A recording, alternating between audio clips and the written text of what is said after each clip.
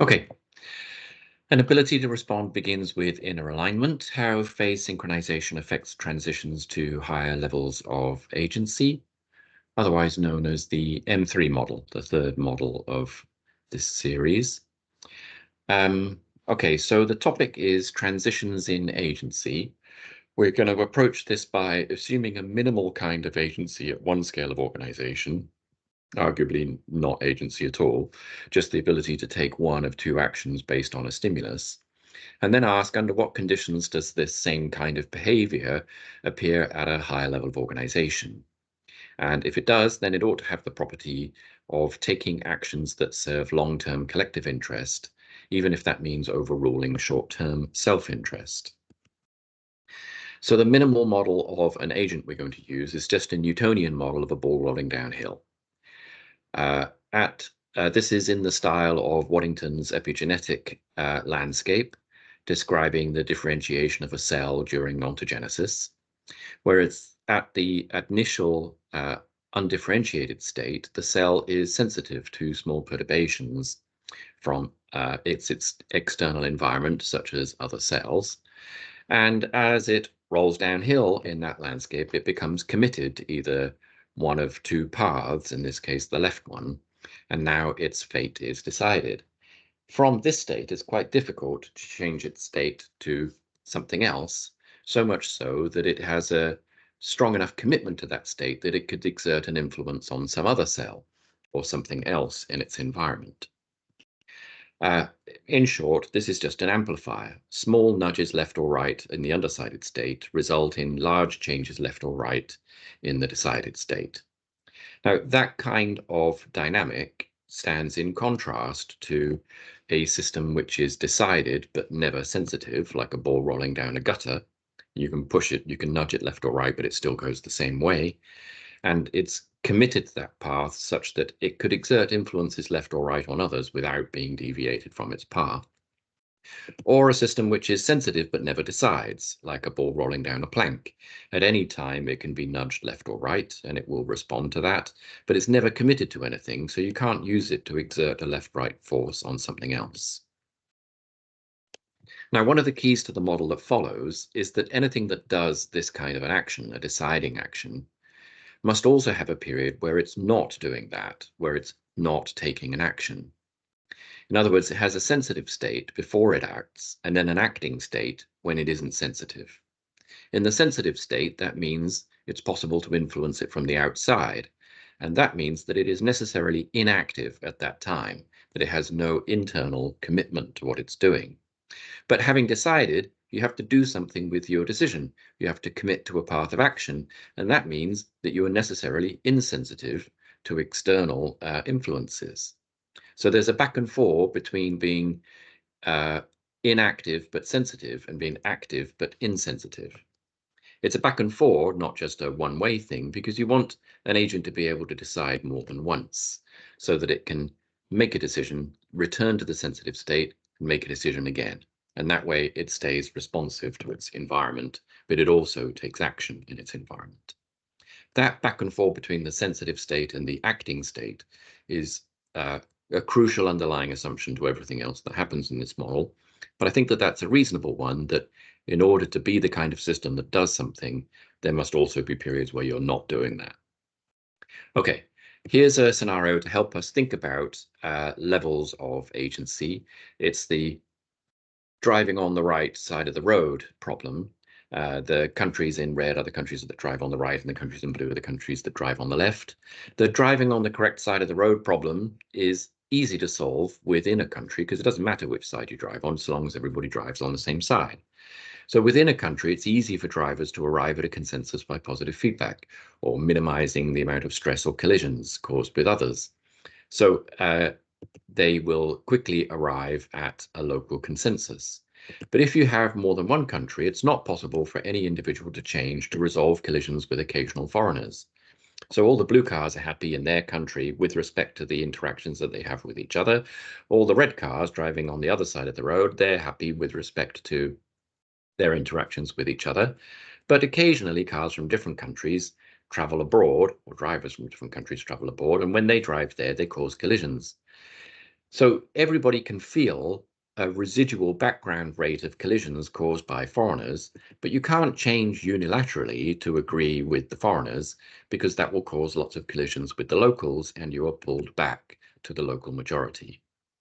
So, although countries are full of agents, countries are not themselves agents because countries are, in an aggregate sense, incentivized to agree with the majority of other countries. If each country was able to change, it would agree with the global majority, just like each individual is incentivized to change to agree with their local majority. But a country isn't a thing that can respond. It's not a level of organization that is sensitive to influence. It's like a ball rolling down the gutter. Although it feels the pull of occasional collisions with foreigners, it can't respond because the drivers within a country keep pulling it back to the local majority. So our aim then becomes to answer the question, how can a given level of organization, in this case a country, organize itself such that it has a new level of sensitivity to something that it didn't previously have sensitivity to? So a country is initially unable to respond to the influence of foreigners. How can it organize itself in such a way that it is able to respond to that? So that it becomes just like the individual designers, but at a higher level of organization. Instead of one driver responding to another, it's one country responding to another. So it's a symmetry breaking dynamic at a higher level of organization. Okay, so a numerical model of the drivers problem is instantiated with 30 countries of 10 drivers each, and pairs of drivers in the same country meet each other much more often than pairs of drivers in different countries. There's a global solution with everybody driving on the left, and a global solution with everybody driving on the right. And in between, there are 2 to the power of 30 local optima, local Nash equilibria, where everybody within a country is driving on the same side, but the countries don't agree with each other, but it's a local equilibrium because nobody can change unilaterally.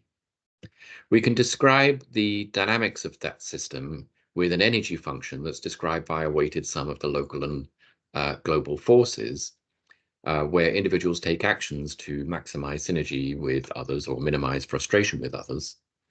The local energy landscape is created by the strong local interactions, and the strategy is that more drivers agree with each other, the better. You fall to the local majority, shown in red on the left. But there is also a curvature to this landscape as a whole, created by the weak non-local interactions, which means that the more countries agree, the better. However, individual action simply rolls downhill in the local energy landscape and then arrives at this local equilibrium. And changing from there to something which is better, like this, requires 10 individuals to move to a new state. If each individual were to change unilaterally, they would be moving up in that local energy landscape, which they don't want to do. So moving to a better local optimum requires moving through intermediate points of higher energy or more conflict in a specific direction. We want it to move in that direction. So it's not just to get out of the local optimum and go to a different local optimum, but to go from one local optimum to a better local optimum.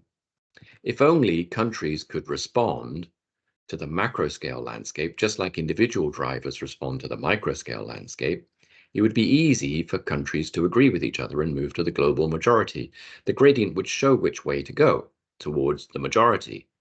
But countries aren't the kind of thing that can respond that way because they're held in place by the agreements of the locals inside. They don't have collective action, or at least we don't assume that they do, and that's the problem.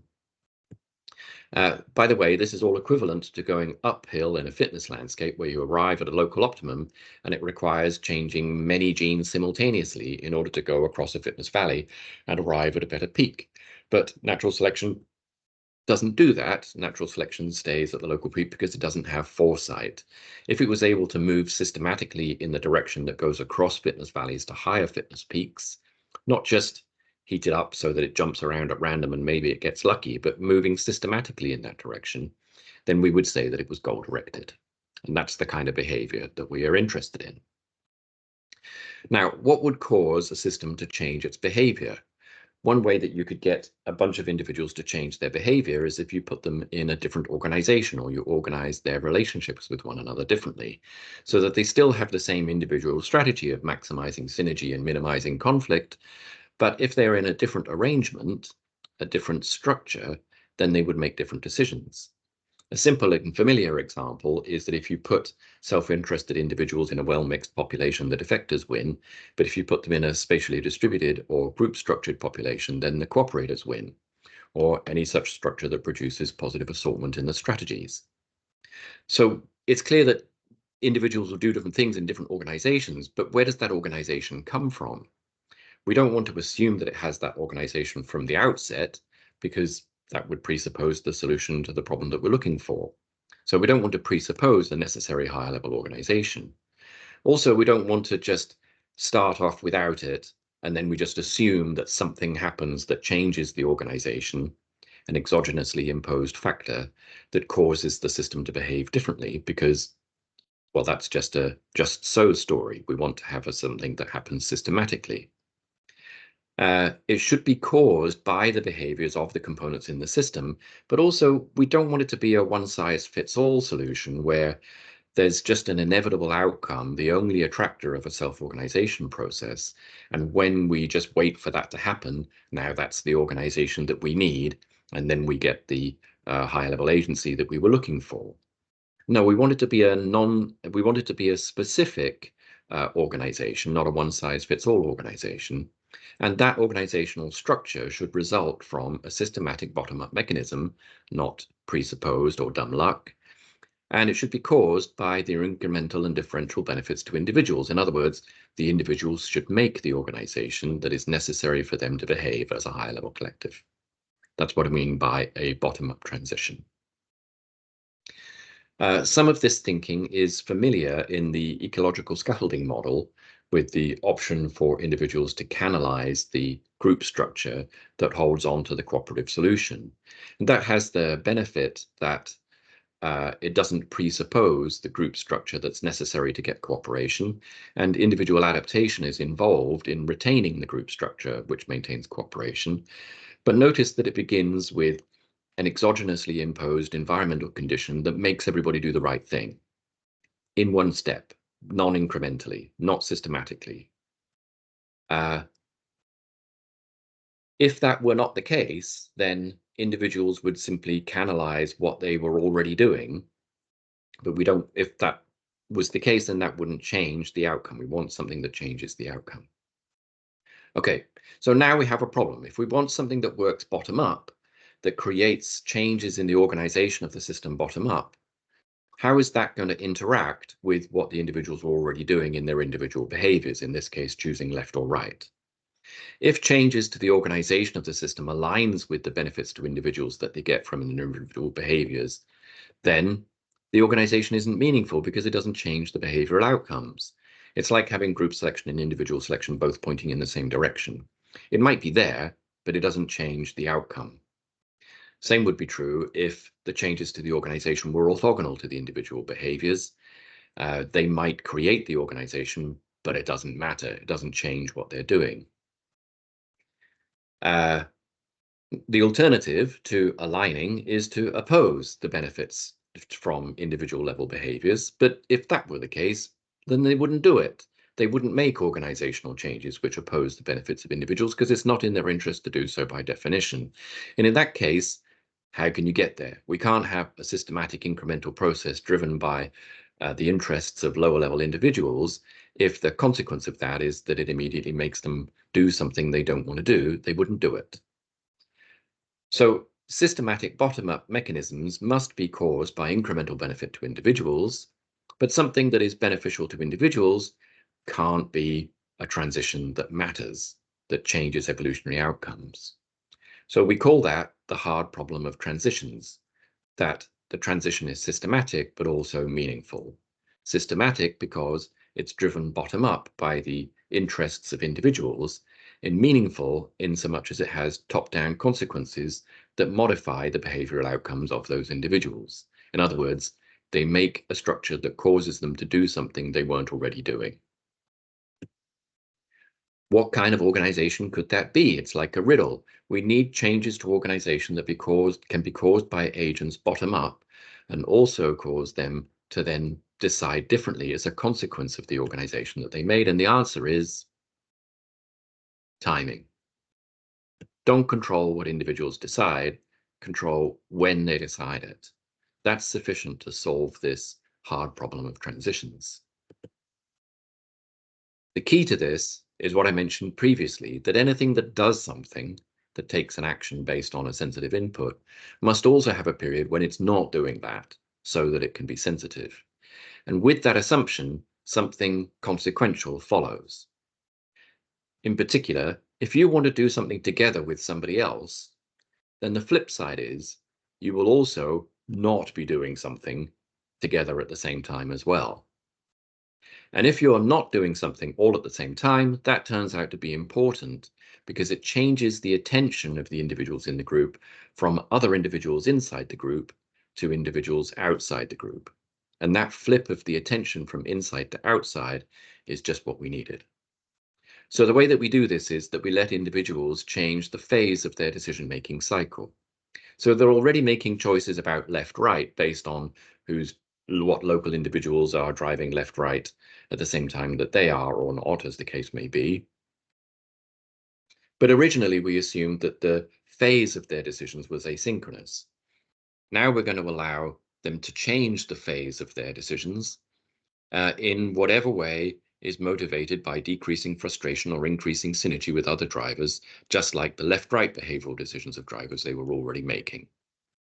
And the coupling strength between these sensitive acting cycles is proportional to the interaction rate, that the motivation to change your phase is stronger in interaction with other individuals that you interact with a lot and weaker in interaction with other individuals that you interact with a little. And the consequence of this is that some units will naturally and spontaneously synchronize their phase with others.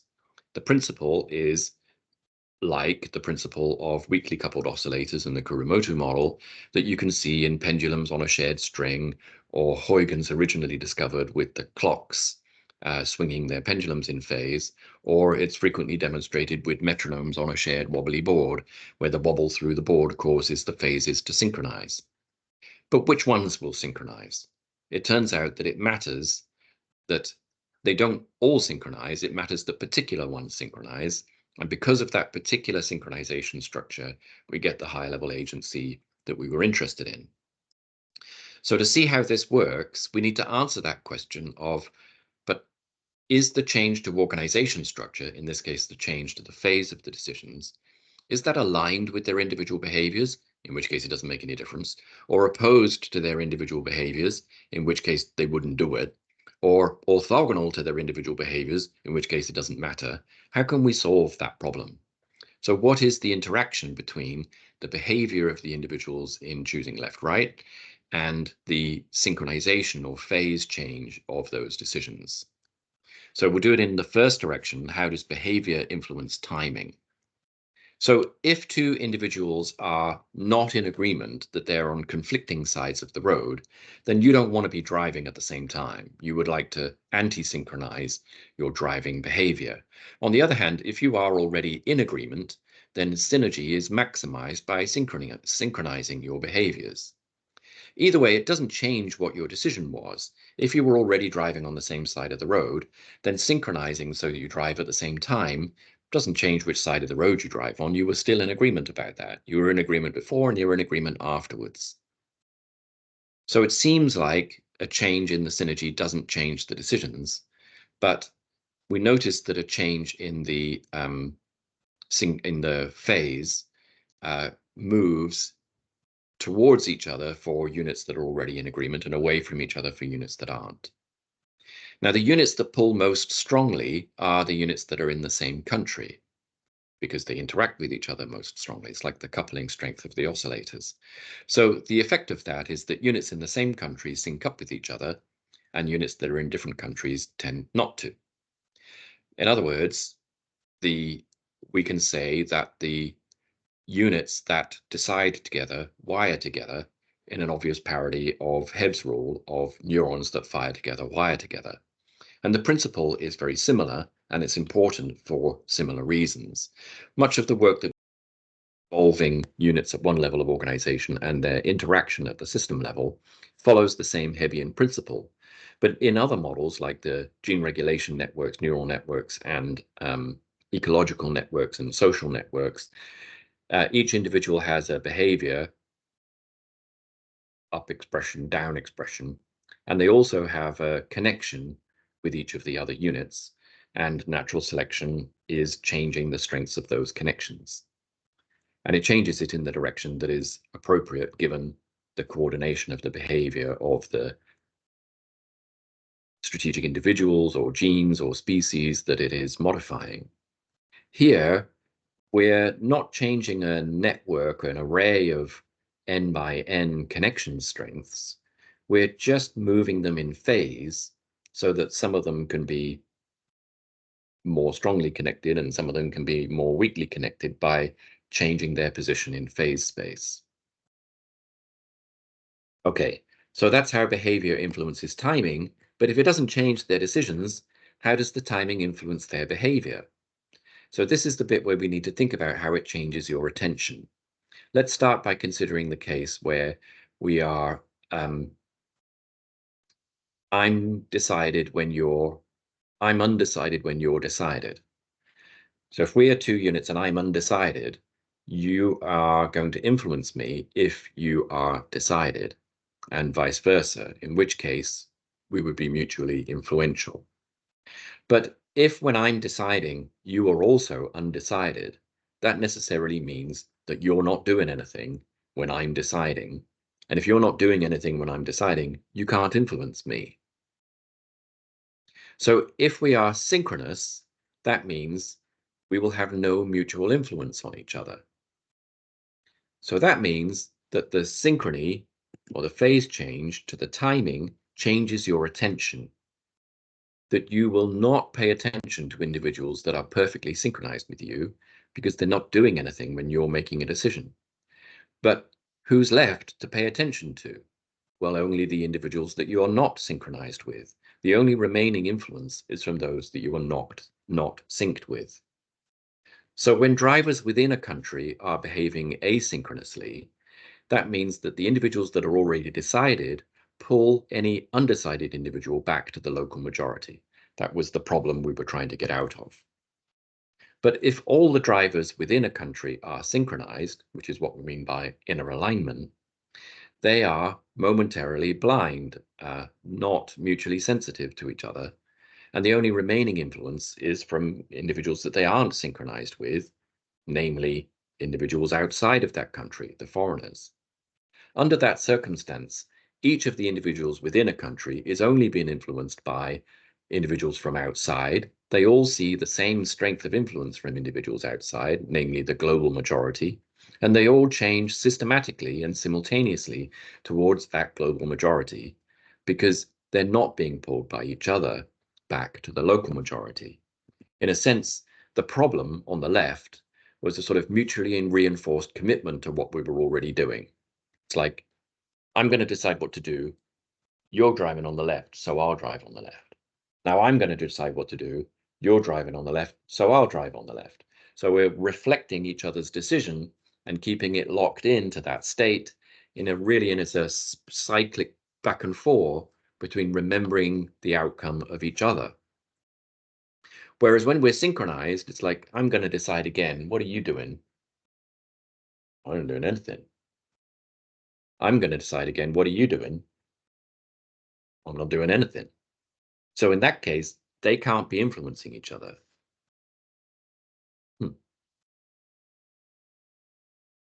What are those guys over there doing? So in that moment, the system is exquisitely poised to respond to weak influences that were always there, but it was unable to be sensitive to or respond to because it was so busy with the monkey mind of everybody shouting inside the country that we shall be driving on the left. So the result of this is a synchronized symmetry breaking. So each of the units is breaking symmetry to decide left or right, but they're all deciding that at the same time. And that sort of slips past the high energy frustrated states that were holding us locked there when individuals were trying to make changes unilaterally. So the results of the simulation show that asynchronous units cause countries that can't take decisions.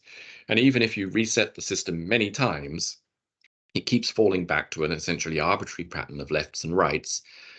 Time is going down the page that can't find global agreement. As we allow the individuals to change their phase, the phase of the individuals within a country tends to group together, here shown by color, so that we have many different groups of units now synchronized together. This is the decide together, wire together part of the model. And the consequence of that is that in a very short amount of time, with phase changes, countries become able to take decisions as a collective, so that if they don't agree with the global majority, they can change, thus causing the system to find state configurations which are either all left or all right, shown by the wide horizontal stripes across the whole picture. In other words, because countries can change as units, this finds global agreement. Now, this synchronization structure shown in this graph is specific. In fact, if you make everybody synchronize with everybody, if you just mandate that, it doesn't work. So it is a specific organization structure that's necessary to do that. And the specifics of that structure is caused by the behavior of the individuals in that system. It's not exogenously imposed. It's not an exogenous happenstance that happens partway through the simulation because I say so. And it isn't orthogonal. It's not just a simple self-organization process that they can't help it, that always goes that way. In fact, if they don't behave, then they don't create the right organization. So if we are two units, what's the short-term reason why we change that organization structure? And what's the long-term consequence of that? And if we think carefully about it, we'll see that they are not the same thing. They're not the same benefits. The reason that we increase our synchronization with each other in the short term is because increasing synchronization is beneficial now. We get greater synergy from driving on the left at the same time. And it doesn't change our decision. We were still driving on the left. However, in the long term, when we're fully synchronized, there are repeated moments where we're exquisitely poised to respond to external influences, and that enables us to move towards the global majority where we're all a little bit better off. But that long-term consequence could not have been the reason that we changed our synchronization, because it didn't change our behavior at that time, and we didn't get that increased coordination with other countries at the time that we were changing our phase. So the short-term benefit and the long-term benefit are not the same thing. Now, this is an issue that we've come across a lot. It arises, for example, in the evolution of evolvability. Suppose we were interested in modularity that might increase long-term evolvability by enabling you to adapt to a future environment that required that kind of variability. Have you already been in that environment that would benefit from that variability? Have you already created a phenotype using that variability that gave you a selective benefit? Well, if you had, you wouldn't call it the evolution of evolvability, you would just call it evolution. And if you hadn't, you would wonder, well, why did you evolve the modularity then, if the modularity didn't give you that benefit until later? So how can it be that the short-term benefits that caused the structure or organization that we were interested in, which you'll note is a modular structure in this case as well, how can the benefits that caused that structural change in the short term be the exact structure that you need to get the long-term benefits, but it wasn't the long-term benefit that caused it? This makes you worry that it's just a happy accident, that the short-term benefit results in that long-term benefit through contrivance, because it couldn't be selection that did it, right? It can't be because it enabled the country to be a decider, because they're not able to be a decider until they're fully synchronized. But the phase was changing towards synchronization before they were able to do that systematically in a bottom-up way. And the answer is no, it isn't dumb luck. It's not a coincidence, because the interactions that become momentarily neutralized by the synchronized phase are precisely the interactions that enable escape from the local minima, because it's the strong interactions, the ones that sync fastest, they're the interactions that created the local minima in the first place. So the strong interactions that caused everybody to become stuck in the local minima, it's precisely because they are the ones which were strong that they are the ones which sync first. In other words, they essentially adaptively neutralize the strong influences which were creating the problem in the first place. So I would argue that this isn't dumb luck, a coincidence that the short-term benefits and the long-term benefits coincide, because it's a common cause that the thing that caused the short-term benefits and the thing that caused the long-term benefits were not coincidentally the same, but caused by the same strong interactions. So we have a transition in the level of agency in so much as the collective becomes able to, in the same limited sense that the individual parts did, to make decisions. We have a new level of sensitivity. The collective becomes able to respond to the influences that it couldn't previously respond to, and is a top-down cause in so much as members make decisions that would be opposed if they made them unilaterally. And it's goal-directed because the response moves the system systematically in the direction of collective benefit. It's not just that you heat it up and they jump out of the local minima, or that you try flipping the chunk this way or that way and you see which one works best. No, it just moves systematically in the direction of the global minimum, because in that moment of exquisite poise, it can see which way that is. It could always feel a little bit of a tug of that influence, but it couldn't respond to it until calming down the noise that was inside the group. It's a process of organization which happens bottom up, because the parts create a specific behavioral organization through a systematic incremental process. So how did it solve the hard problem of the transitions? How did we have a systematic bottom-up mechanism driven by the interests of the individuals in the system to create an organization which is meaningful in so much as it has top-down consequences in changing their individual behavior? How do individuals make a structure that causes them to do something they don't want to do and overrules their individual self-interest? Well, the answer is that the individuals don't make collectives that overrule themselves, but they are collectives that change their outcomes. They are never forced to do something that they don't want to do. In the ecological scaffolding, for example, they are exogenously put into an organization that makes them cooperate, and then they canalize it. But that's not the case here. They are changing the organization structure for themselves, and they increase synchronization because it adds to the benefit of what they've already decided to do. And after they become fully synchronized, it still doesn't force them to do something they don't want to do. It's still the case that in that moment where everybody is quiet at the same time, the thing that they want to do, all of them, is move towards the global majority, because they can all hear the same foreigners for the first time. So that collective change is still harmonious in that sense.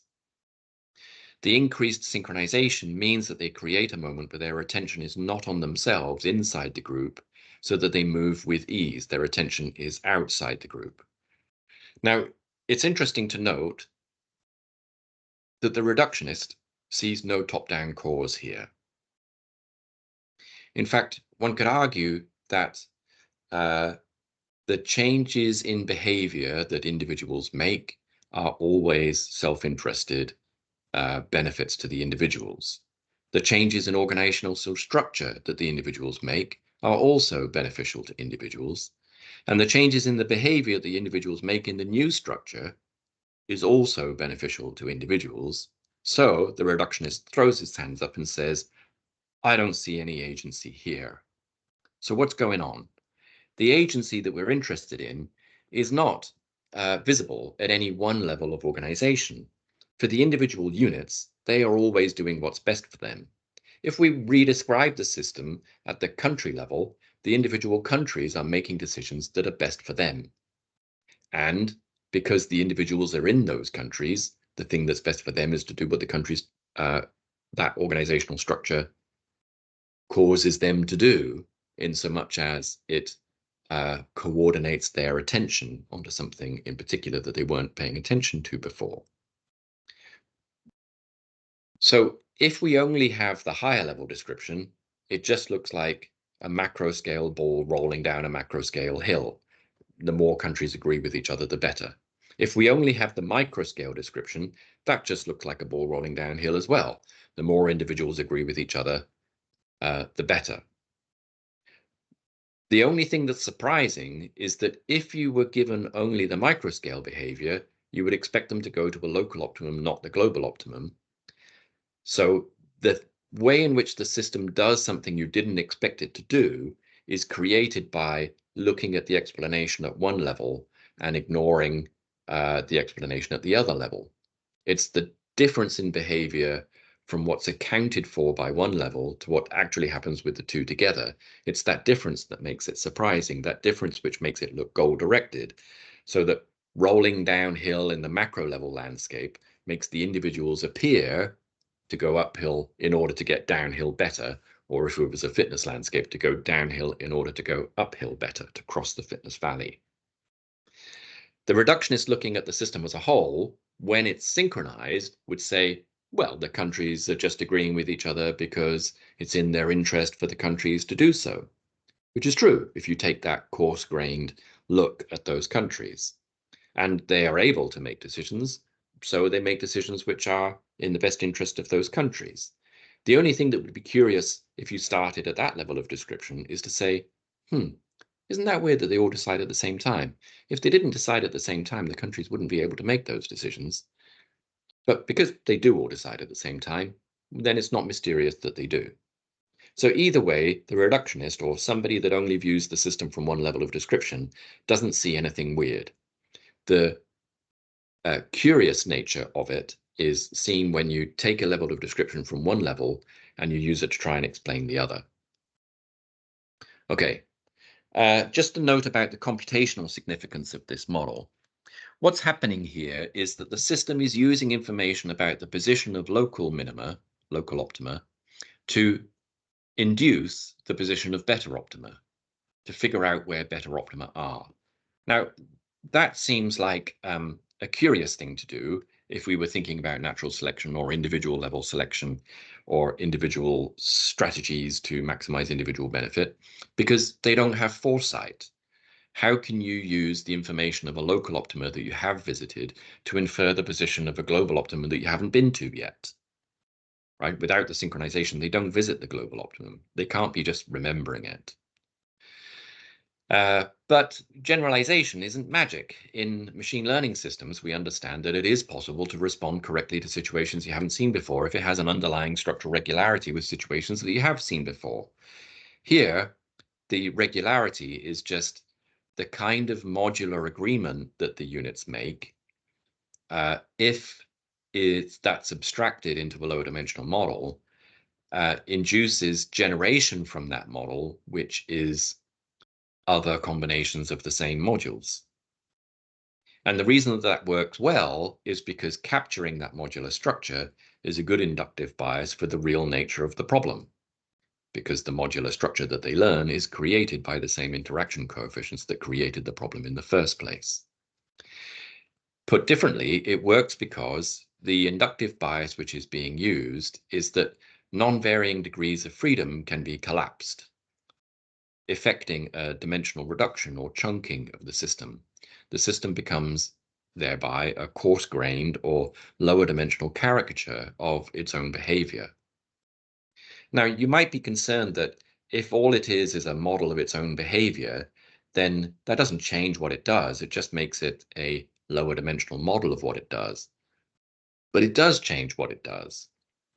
The phase locking is interesting because it collapses the correlations without removing the variability, and that changes what the system is. It changes how it behaves. It changes what the components are sensitive to. It changes their attention. By the way, this isn't completely unrelated to transformer networks and having different heads that change the attention in a data-dependent way. In the previous models that we've done, the dimensional reduction is based on learning a correlation matrix and then using the correlation matrix to make macro scale variational changes, which then selection can act on. But here, the phase locking is interesting because it collapses the correlations in a way which is just unnatural through phase synchronization. And you don't need an interaction matrix to learn modularity. You just need to learn which things go together and sort of collapse them. Local movements in that new coarse-grained space are equivalent to movements with foresight in the original high-dimensional space. They look like goal-directed trajectories, but they're just really downhill movements in the coarse-grained space. The thing that makes that work in this model is that principle that if we are incentivized to do something together, then the flip side of that is that we will also not do something at the same time as well. And that changes our attention, that we don't influence each other, that the interactions that were most important cause us to synchronize, and then we necessarily become more sensitive to influences from outside of each other. Okay, last bit, story about potential biological significance of this. So let's consider some reproducing single-celled organisms that have some capacity to differentiate into different types of cells and return to an undifferentiated state when they reproduce.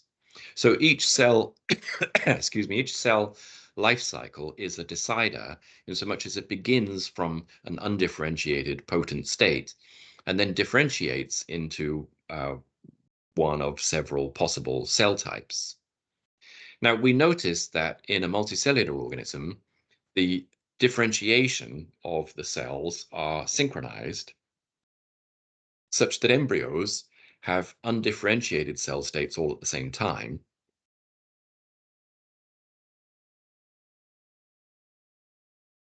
Huh. I need to have a chat with Mike about the planaria because they don't fit this model and they have extraordinary regeneration, and that's not a coincidence. Okay, let's do the standard model first. So all the cells in a standard multicellular organism, not planaria, they have undifferentiated cell states in the embryo all at the same time. And then the cells differentiate into different types: bone cells, fat cells, nerve cells. Some of them stay as stem cells. So there's a symmetry breaking that goes on in each of the cells, but it's synchronized at the same time. Because it's synchronized, it makes each of the cells are already sensitive to small perturbations, but now they become sensitive collectively. So those small perturbations could be cell-cell interactions of mutual cell signaling, or they could be small changes in environment that make development plastically sensitive to environment. Or a different way to think about it is that they're sensitive to mutations in their DNA. The tiny mutations in the DNA cause different outcomes in the adult form. Now, as they all differentiate, they now become an adult form that's busy doing phenotype. Cells are differentiated and actively committed to a plan. It becomes hard to change the cell state of any of those individual cells. Then, in getting ready for the next life cycle, the cells are returned to an undifferentiated state simultaneously. Of course, it's easy to return to an undifferentiated state simultaneously if the embryo only has a few cells in it, or one, because if that's undifferentiated, then everybody's undifferentiated in that case. So my conjecture is that that's what the difference is between a beaker full of cells and a multicellular organism, is that the differentiation of the cells in the multicellular organism is synchronized in this fashion, because that's what makes them into a new reproductive whole and not just a collection of reproducing parts. If we had cells in a beaker that were differentiating in an asynchronous fashion, then they could be sensitive to one another. You know, I'll be an A if you be a B, and you be a B, and if I'm being an A. They can still be sensitive to one another and reach an equilibrium, but we wouldn't say that that was a multicellular organism because it doesn't have an ability to respond to anything at the multicellular level. But by synchronizing in that fashion, it enables a sensitivity at the higher level of organization that wasn't there before, that potentially could mean that the collective responds to selection on the whole or coordinated function rather than responding to competition among the parts. If you had a bunch of cells that were executing their life cycles asynchronously in a cell mass, then mutations to those cells would reward them for having a greater proportion of that cell mass. But in the case where they're synchronized, the changes are more likely, only able, I'm not sure, more likely to be mutations, the mutations which get selected are more likely to be the mutations which are about coordination, about fine-tuning the relationships between the cells instead of one cell competing with another. So that's the idea about how synchronized cell differentiation might be important in the change in the level of evolutionary individuality from individuals to collectives. And I will stop there.